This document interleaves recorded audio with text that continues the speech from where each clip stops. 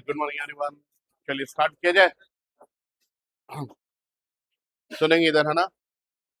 हम लोग पिछले क्लास में स्टार्ट किए थे कैपेसिटी, और मैंने आप लोगों को स्फेरिकल कंडक्टर की कैपेसिटी के बारे में बताया। ठीक है, आज हम लोग पढ़ेंगे कैपेसिटर, या फिर उसी को बोलते हैं कंडेंसर।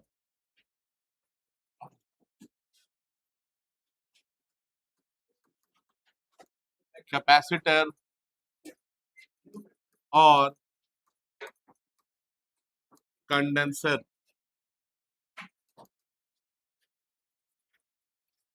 क्या है? कैपेसिटर या फिर कंडेंसर, ठीक है, ये एक आर्टिफिशियल अरेंजमेंट है। आर्टिफिशियल अरेंजमेंट बोलने का मतलब है कि मैन मेड होगा, ठीक है, जिससे कि हम किसी भी कंडक्टर की कैपेसिटी को बढ़ा सकते हैं। ठीक है, क्या बोल रहे हैं?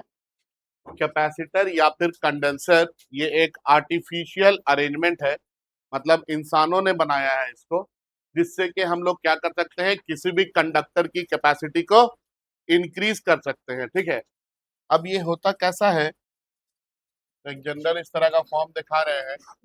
एक प्लेट ये है और एक प्लेट ये है। ठीक है, देखेंगे इधर, इस प्लेट पे हम लोग पॉजिटिव चार्ज देते हैं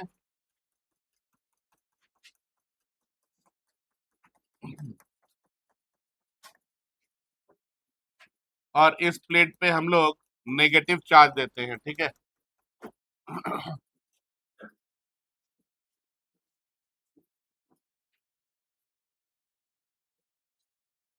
अब देखिए दो प्लेट है यहाँ पे, एक पॉजिटिवली चार्ज और एक नेगेटिवली चार्ज प्लेट है। ठीक है, इसके पास पॉजिटिव चार्ज है और इसके पास नेगेटिव चार्ज है। ठीक है ना।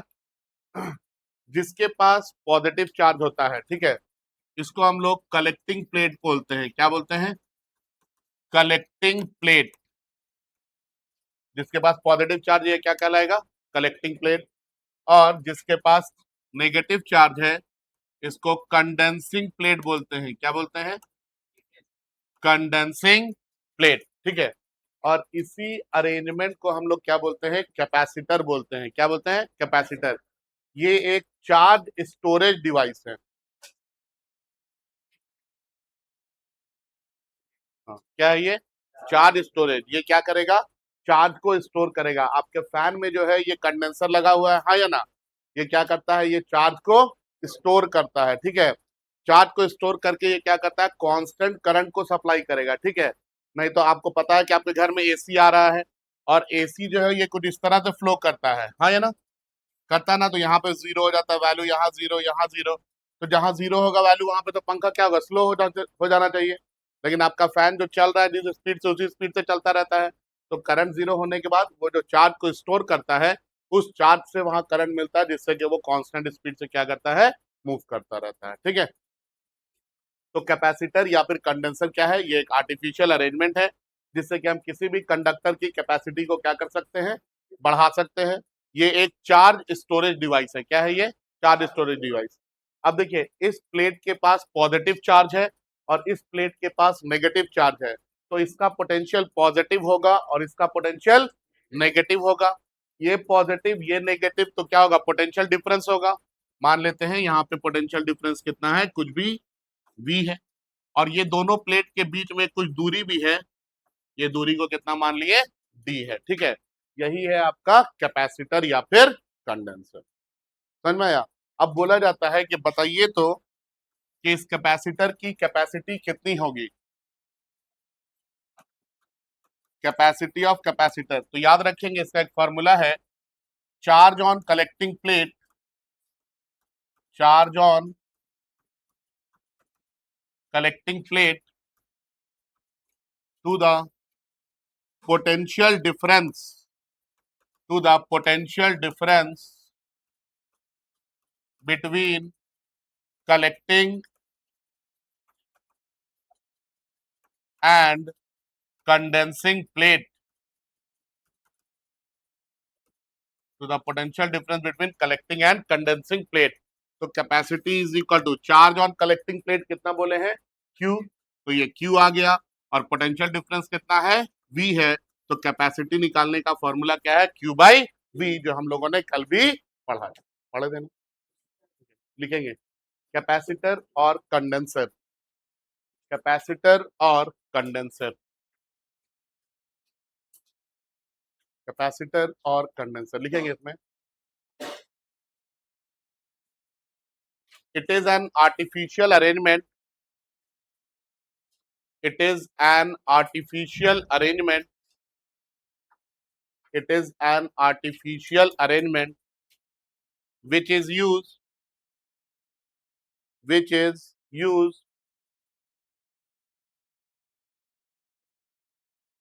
it is an artificial arrangement which is used to increase the capacity, which is used to increase the capacity of conductor, which is used to increase the capacity of conductor, full stop। उसके नीचे के line में लिखेंगे it is a charge storage device, it is a charge storage device, it is a charge storage device। क्या है ये charge storage device है। Clear है, समझ में आया बात? चलिए तो कॉपी कर लीजिए तो।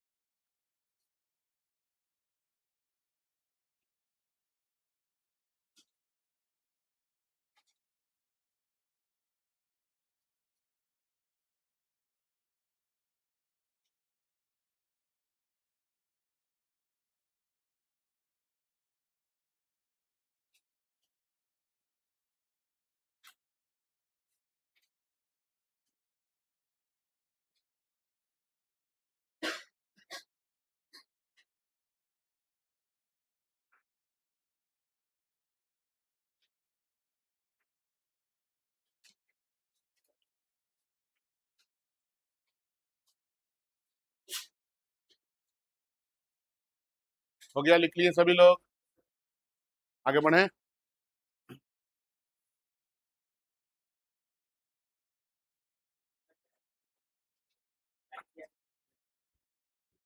ये ये ये दो वायर से कनेक्ट करके रखे, आ जाइए आ जाइए। इसको कनेक्ट करके रखे वायर से दो तरफ से,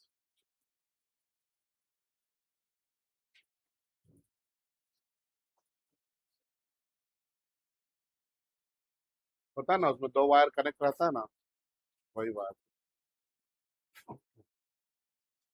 हो गया, आगे बढ़े, लिख लिए यहाँ तक।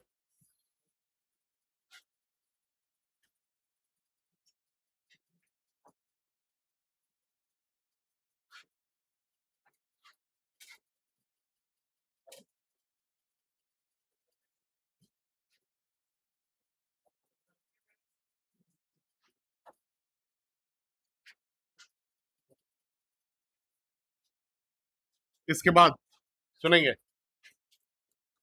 इसके बाद है type of capacitor.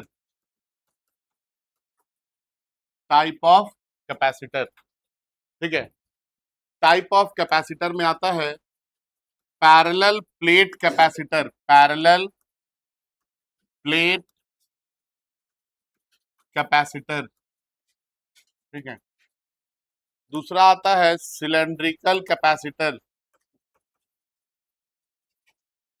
Cylindrical capacitor. और तीसरा आता है स्फेरिकल कैपेसिटर, ठीक है। तो कैपेसिटर तीन तरह का होता है, एक को बोलते हैं पैरेलल प्लेट कैपेसिटर, दूसरे को सिलेंड्रिकल कैपेसिटर, और तीसरे को क्या बोलते हैं, स्फेरिकल कैपेसिटर। हमारे सिलेबस में बस ये है पैरेलल प्लेट कैपेसिटर, ठीक है। चलिए लिखिए।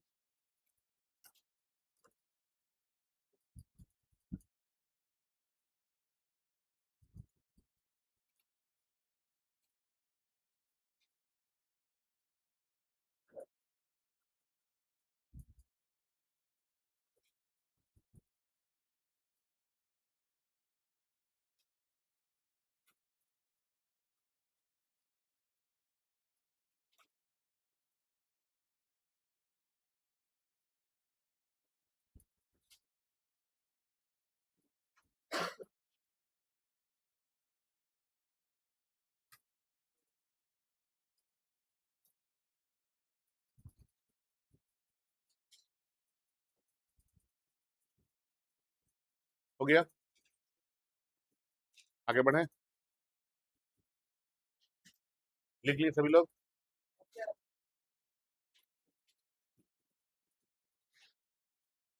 अब देखिए इसमें हमको पढ़ना क्या होता है, देखिए इस कैपेसिटर को पैरेलल प्लेट कैपेसिटर बोलते हैं। एक प्लेट इधर से एक प्लेट इधर से लगा करके रखे हैं, ठीक है। एक पे पॉजिटिव चार्ज दिए हैं और एक पे नेगेटिव चार्ज। तो यही जो कैपेसिटर है ना, ये क्या कहलाता है, पैरेलल प्लेट कैपेसिटर कहलाता है। हम लोग को एग्जाम में पूछा जाता है कि इस पैरेलल प्लेट कैपेसिटर की कैपेसिटी बताइए। क्या बताइए, पैरेलल प्लेट कैपेसिटर की कैपेसिटी बताइए, ठीक है। तो हेडिंग में डालेंगे, ये बहुत इंपॉर्टेंट क्वेश्चन है, 3 मार्क्स में बहुत आता है ये, ठीक है। हेडिंग में डालेंगे expression for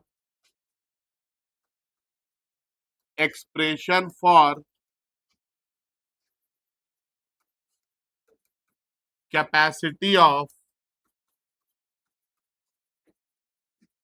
parallel plate capacitor without any dielectric, without any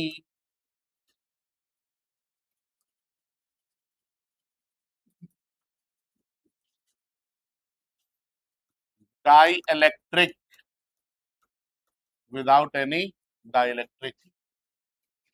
देखिए पैरेलल प्लेट कैपेसिटर की कैपेसिटी बतानी है हम लोगों को, और यहाँ पे कोई भी डाइलेक्ट्रिक नहीं है, मतलब कोई भी मीडियम नहीं है, मतलब सिर्फ क्या है यहाँ पे, एयर है। क्या है यहाँ पे, एयर। कोई मीडियम यहाँ पे हम लोगों ने इंसर्ट करके नहीं रखा है, ठीक है, दो प्लेट के बीच में। तो हम लोग को बताना है कि इस पैरेलल प्लेट कैपेसिटर की कैपेसिटी कितनी होगी, ठीक है। देखेंगे अभी तक, है ना, सुनेंगे। ये जो प्लेट है इसके ऊपर कितना चार्ज डिस्ट्रीब्यूटेड है, प्लस क्यू चार्ज है ना। अब देखिए इधर, मान लेते हैं इस प्लेट का एरिया कितना है, ए है, और सरफेस चार्ज डेंसिटी कितनी है, सिग्मा है। इस प्लेट का जो एरिया है वो ए है और सरफेस चार्ज डेंसिटी कितना है, सिग्मा है। इन दोनों प्लेट के बीच में पोटेंशियल डिफरेंस कितना है, वी है, और दो प्लेट के बीच की दूरी कितनी है, डी है, ठीक है। हमको इस कैपेसिटर की कैपेसिटी बतानी है, ठीक है। मान लेते हैं कि इस कैपेसिटर की जो कैपेसिटी है वो कितनी है, सी है, ठीक है। बहुत ही आसान है, ज्यादा दिक्कत नहीं होगा आप लोगों को। देखिए इधर, ए क्या है, area of plate, area of plate. Sigma क्या है, सरफेस चार्ज डेंसिटी, ठीक है। V क्या है? Potential difference between two plate, potential difference between two plates, ठीक है।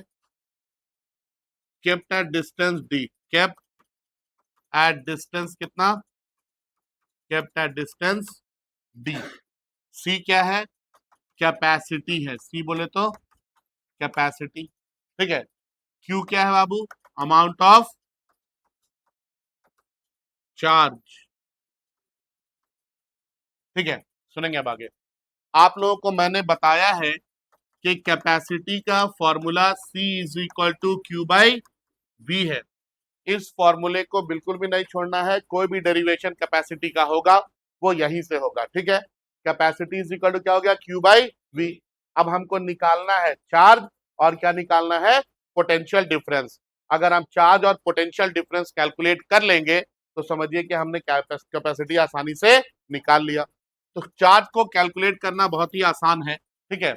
आपको पता है कि सरफेस चार्ज डेंसिटी क्या होता है? सरफेस चार्ज डेंसिटी क्या बताया है? चार्ज पर यूनिट एरिया, बताया है ना। चार्ज पर यूनिट एरिया को क्या बोलते हैं हम लोग? सरफेस चार्ज डेंसिटी बोलते हैं। एरिया को इधर ले आएंगे तो Q इक्वल टू कितना आ जाएगा? सिग्मा इंटू ए। ये Q पुट करने के लिए आ गया, ठीक है। आगे अब हमको इन दो प्लेट के बीच में पोटेंशियल डिफरेंस बताना है। क्या बताना है? Potential difference. नाउ आप लोगों ने पढ़ा है कि इलेक्ट्रिक फील्ड क्या होता है बाबू? V बाई R होता है। यहाँ पे दो प्लेट के बीच की दूरी कितनी है? D है। देखिए ये पॉजिटिव चार्ज है, ये नेगेटिव चार्ज है, तो बीच में तो पक्का है कि इलेक्ट्रिक फील्ड होगा। हम कैलकुलेट करेंगे कि कितना इलेक्ट्रिक फील्ड होता है, ठीक है। तो E इज इक्वल टू यहाँ पे क्या आ जाएगा? V बाई D, ठीक है। इसको नहीं बोलता है, इस D को इधर ले आइए, D को इधर ले आएंगे तो V इक्वल टू कितना आ जाएगा? E into D। इसको बोल दिए इक्वेशन नंबर 2, ठीक है। हमको इन दो प्लेट के बीच में इलेक्ट्रिक फील्ड पता करना है। इलेक्ट्रिक फील्ड पता करना है का मतलब क्या है कि यहाँ पे कहीं पे एक यूनिट पॉजिटिव चार्ज रखा हुआ है, इस यूनिट पॉजिटिव चार्ज पे कितना फोर्स लग रहा है वो पता करना है। तो इस यूनिट पॉजिटिव चार्ज पे फोर्स लगाएगा कौन कौन? एक ये प्लेट और एक ये प्लेट। अब बताइए आप लोग, ये पॉजिटिव क्या होगा? पॉजिटिव पॉजिटिव में रिपल्शन, तो फोर्स लगेगा इधर, ठीक है। इस फोर्स को मैंने बोल दिया E1। इलेक्ट्रिक फील्ड कितना हो गया? E1। इसी तरह से ये नेगेटिव ये पॉजिटिव, क्या होगा नेगेटिव पॉजिटिव में? अट्रैक्शन, अट्रैक्ट करेगा तो किधर बुलाएगा? इधर ही बुलाएगा, हाँ या ना। तो ये अट्रैक्शन, ये वाला इलेक्ट्रिक फील्ड हो गया कितना? E2। अब बताइए क्या एक पॉइंट पे दो वेक्टर काम कर रहा है? और जब भी एक पॉइंट पे दो वेक्टर काम करेगा क्या होगा? क्या रिजल्टेंट निकालेंगे वेक्टर एडिशन करके, हाँ या ना। तो हम लोग बोलेंगे फ्रॉम प्रिंसिपल ऑफ सुपरपोजिशन,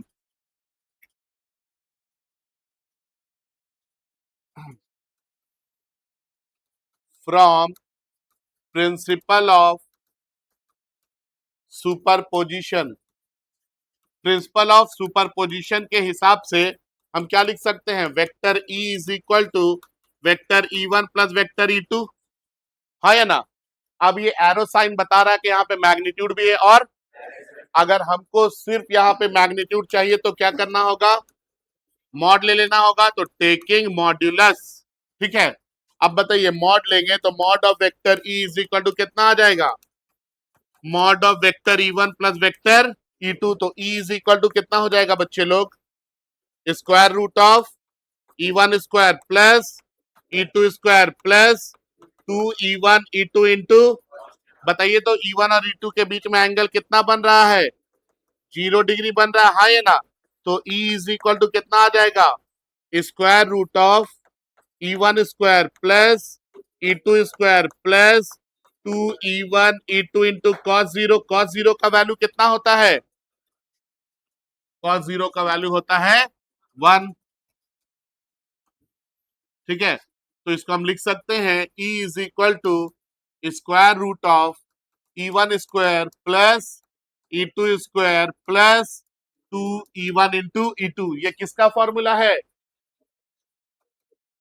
तो ये आ जाएगा square root of E1 plus E2 का, ये स्क्वायर ये रूट कैंसिल हो जाएगा, तो E इज इक्वल टू कितना आ गया? E1 plus E2। अब आप लोग बताइए कि आपने जो स्क्वायर प्लेट लिया है ये वाला, सॉरी ये जो प्लेट लिए हैं आप लोग, इस चार्ज प्लेट के वजह से यहाँ पे इलेक्ट्रिक फील्ड का वैल्यू कितना होगा? E1 का वैल्यू कितना हो जाएगा? कितना होगा? इस चार्ज प्लेट के वजह से यहाँ पे इलेक्ट्रिक फील्ड कितना होगा?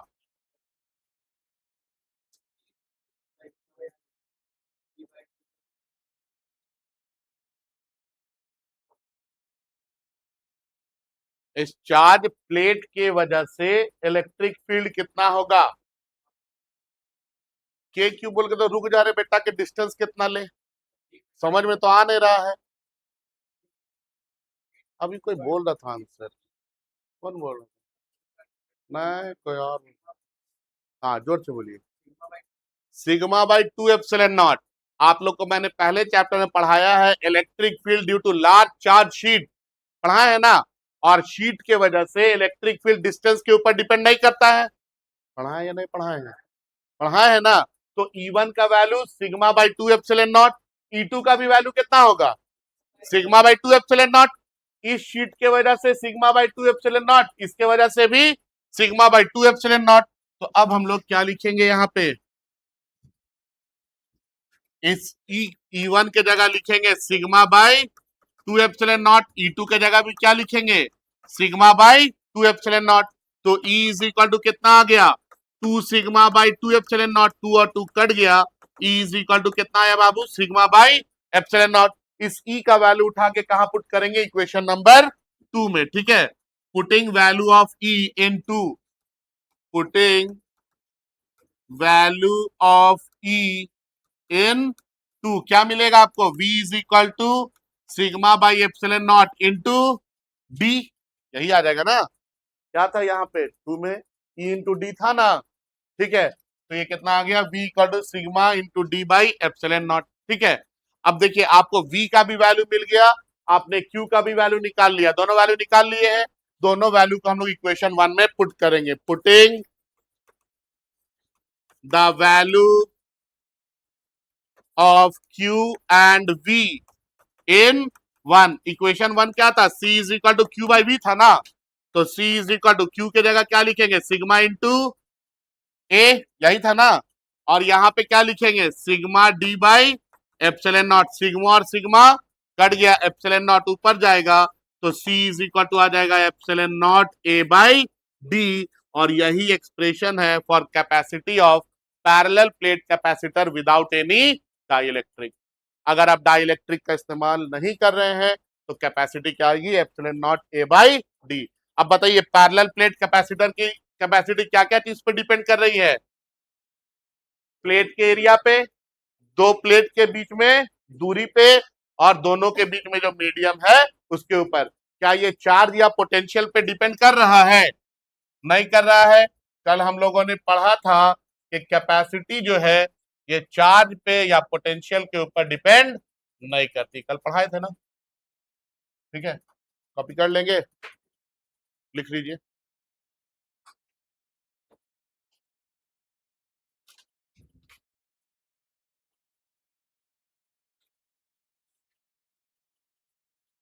समझ में आया ये बात?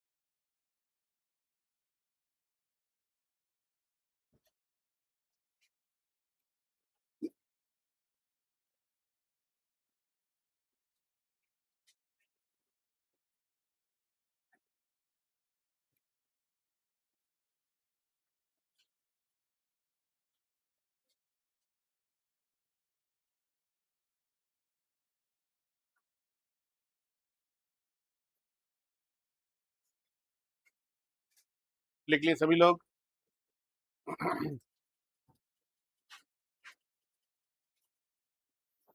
अब देखिए, अगर हम लोग प्लेट में जो एयर था उसके जगह पे कोई मीडियम ला के रख दे, if air is replaced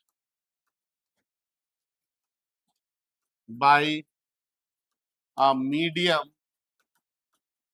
of dielectric constant, medium ही डाले, if air is replaced by medium, अगर हम लोग एयर की जगह कोई मीडियम ले आए तो मीडियम के आने के बाद कैपेसिटी कितनी हो जाएगी? एप्सिलॉन ए बाई डी हो जाएगा, होगा ना? क्योंकि जब भी मीडियम आता है तो एप्सिलॉन नॉट की जगह क्या लिखते हैं? एप्सिलॉन लिखते हैं, ठीक है। इसके बाद इस एप्सिलॉन को हम लोग क्या लिख सकते हैं? के into epsilon naught into A divided by कितना? डी, होगा या नहीं होगा? होगा ना? ऐसा है क्यों? क्योंकि हम लोगों ने पढ़ा है कि के इज इक्वल टू क्या होता है? Epsilon by epsilon not. अब बताइए, epsilon naught A by D क्या है? ये epsilon naught A by D, जब एयर था तो कैपेसिटी थी, हाँ या ना? तो के इंटू सी एयर भी लिख सकते हैं। और मैंने बताया है के का वैल्यू हमेशा क्या होगा? 1 से बड़ा, और 1 से बड़ा नंबर से मल्टीप्लाई करेंगे तो वैल्यू बढ़ेगा या घटेगा? बढ़ जाएगा। मतलब अगर उस जो वो जो कैपेसिटर आपको मैंने दिखाया है, अगर इस कैपेसिटर में एयर की जगह हम कोई मीडियम भर देते हैं तो इसकी कैपेसिटी क्या हो जाएगी? इंक्रीज कर जाएगी। कैपेसिटी क्या हो जाएगी? इंक्रीज कर जाएगी। समझ में आ रहा है, हाँ या ना? तो हम लोग यहाँ पे बोल सकते हैं if air is replace by medium तो कैपेसिटी क्या होगी पैरेलल प्लेट कैपेसिटर की? इंक्रीज कर जाएगी, ठीक है। तो if air is replaced by medium of dielectric constant, by medium of dielectric constant K, then then capacity of capacity of parallel plate capacitor is increased by K times। कितने time से increase कर जाएगा? K times, याद रहेगा? इसके बाद अब देखिए, ये जो पैरेलल प्लेट कैपेसिटर हम लोगों ने लिया है,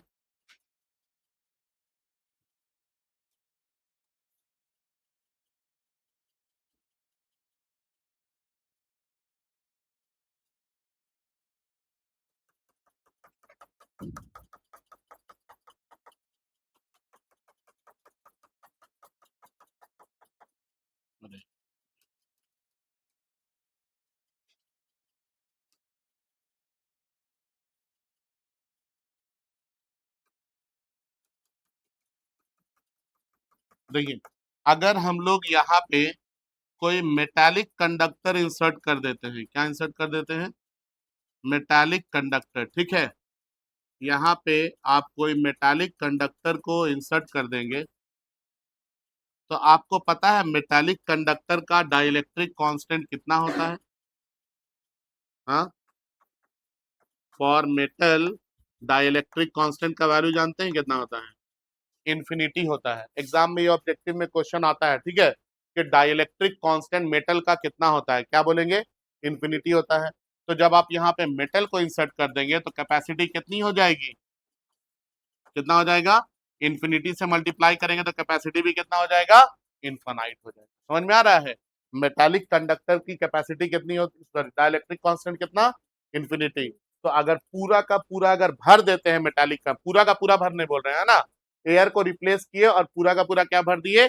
मेटालिक कंडक्टर अगर भर दिए तो वहां पे इस केस में इस कैपेसिटर की कैपेसिटी कितनी हो जाएगी?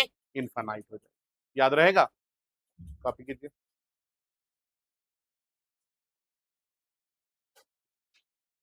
समझ में आ रहा सब लोग को?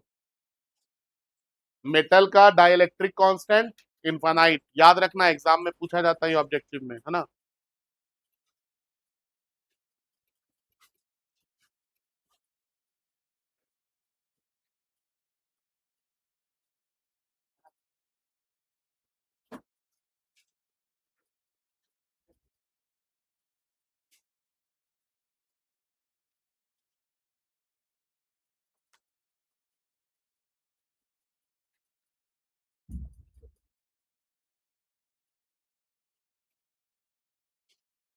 हम्म, किसका? कैपेसिटर का?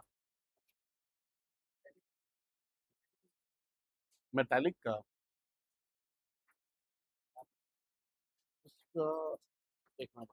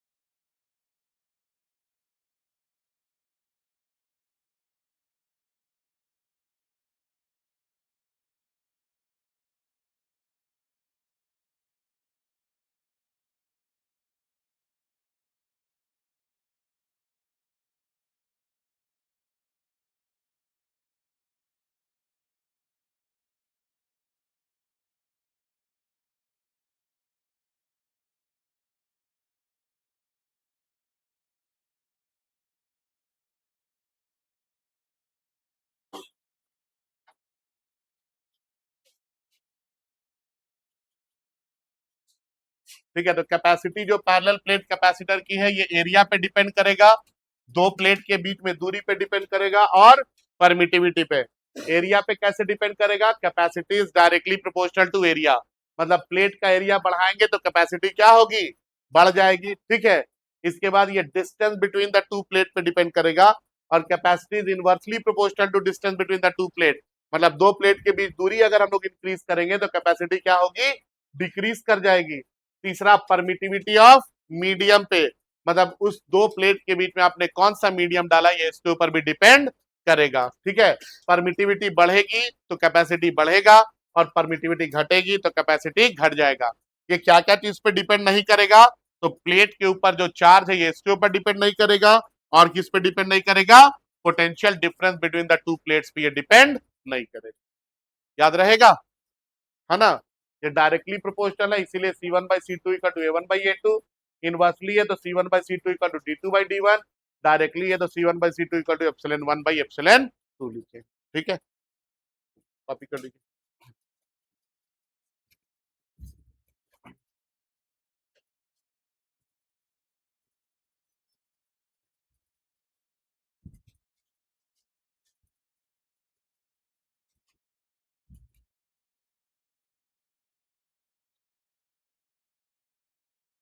लिखिए।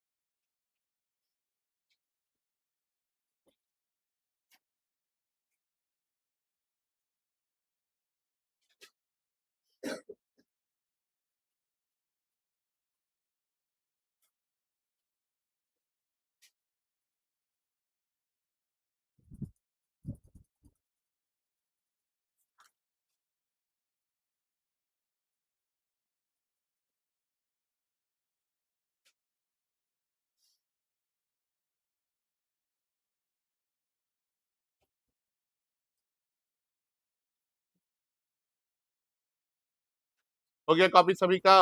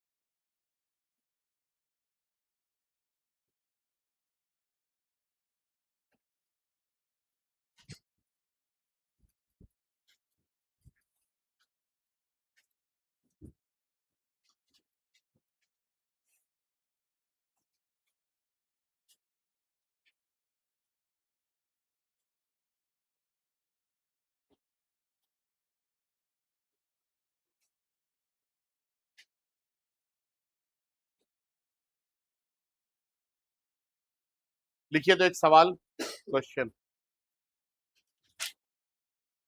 क्वेश्चन लिखेंगे। लिखिए, a parallel plate capacitor, a parallel plate capacitor, a parallel plate capacitor has capacity, has capacity C, has capacity C, has capacity C full stop if area of plate is doubled if area of plate is doubled if area of plate is doubled and distance between and distance between distance between the two plate distance between the two plate is half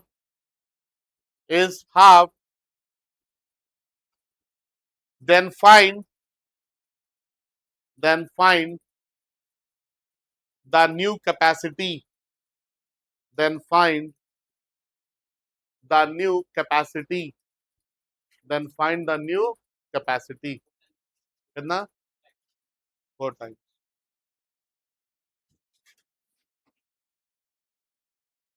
मान लीजिए capacitor है parallel plate इसका area A है distance कितना है D है तो capacity पहले कितना हो जाएगा epsilon naught A by D अब आपको क्या बोला ना कि इस एरिया को डबल कर दिए हैं मतलब 2a कर दिए हैं और डिस्टेंस को आधा कर दिए हैं मतलब कितना कर दिए हैं d/2 तब बोलता है बताइए न्यू कैपेसिटी तो न्यू कैपेसिटी कितना हो जाएगा एप्सिलॉन नॉट एरिया कितना है 2a डिवाइडेड बाय d/2 2 ऊपर चला जाएगा तो आपको क्या मिलेगा न्यू कैपेसिटी कितनी हो जाएगी सी न्यू ये आ जाएगा 2 ऊपर जाएगा तो 2 into 2 4 epsilon naught A by D और epsilon naught A by D को हम लोग क्या लिख रहे हैं पहले जो कैपेसिटी दिया था तो ये कितना हो गया 4c हो जाएगा इस तरह क्वेश्चन मिलेगा तो बना लेंगे ऑब्जेक्टिव में बहुत आता है इस तरह क्वेश्चन ठीक है तो 4c हो जाएगा तो ये टॉपिक आज हम लोग करते हैं यहाँ पे समाप्त